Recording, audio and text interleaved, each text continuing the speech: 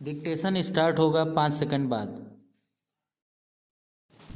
यह पहली बार नहीं है कि चुनावों में अपेक्षित प्रदर्शन न कर पाने वाले दलों के नेता हार की खींच इलेक्ट्रॉनिक वोटिंग मशीन यानी ईवीएम पर निकाल रहे हैं। विडंबना यह है कि यह काम छुटभइये नेताओं के साथ कुछ बड़े नेता भी कर रहे हैं, जैसे कि कांग्रेस के वरिष्ठ नेता दिग्विजय सिंह।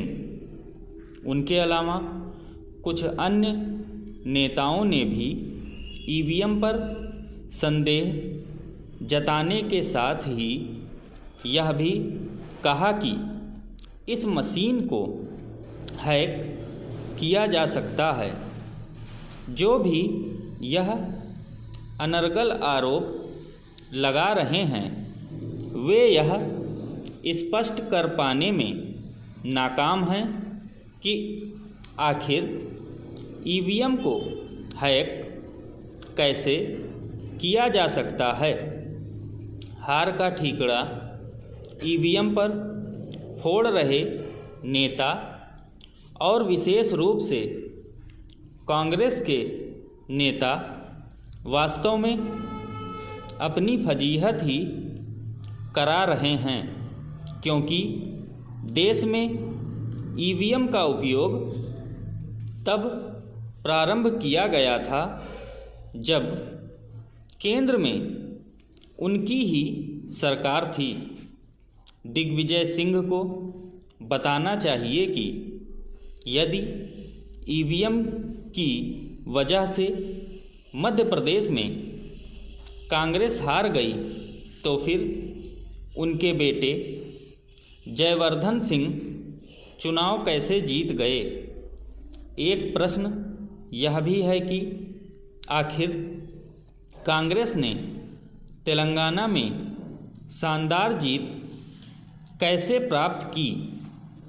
ईवीएम का रोना रोने वाले नेताओं को यह भी नहीं भूलना चाहिए कि कुछ माह पहले कर्नाटक और हिमाचल प्रदेश में ईवीएम के जरिए ही चुनाव हुए थे और इन दोनों राज्यों में कांग्रेस ने जीत हासिल की थी। Para change. इससे विचित्र एवं हास्यास्पद और कुछ नहीं हो सकता कि जब विरोधी दल जीत जाएं तो ईवीएम पर मौन साध लें और जब हार जाएं तो उस पर दोष मढ़ने लगें।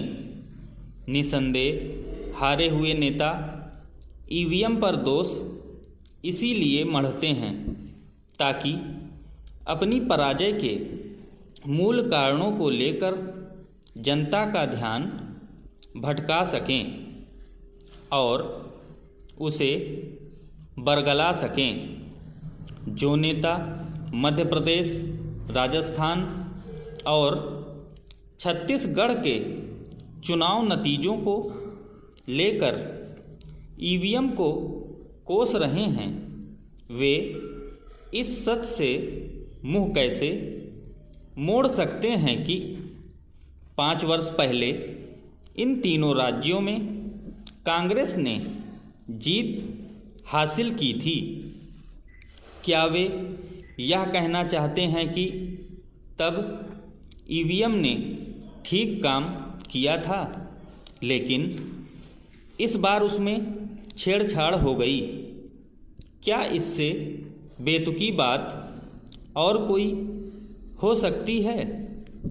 ईवीएम की विश्वसनीयता को लेकर कई बार सवाल खड़े किए जा चुके हैं, लेकिन ऐसा करने वाले कभी भी ना तो चुनाव आयोग के समक्ष यह साबित कर पाए कि इस मशीन से छेड़छाड़ हो सकती है और ना ही सुप्रीम कोर्ट के सामने ईवीएम पर संदेह जताने वाले जो भी नेता मतपत्र के जरिए चुनाव कराने की मांग करते हैं, वे केवल चुनाव प्रक्रिया को खर्चीली और समय खपाने वाली ही नहीं बनाना चाहते, बल्कि धांधली को भी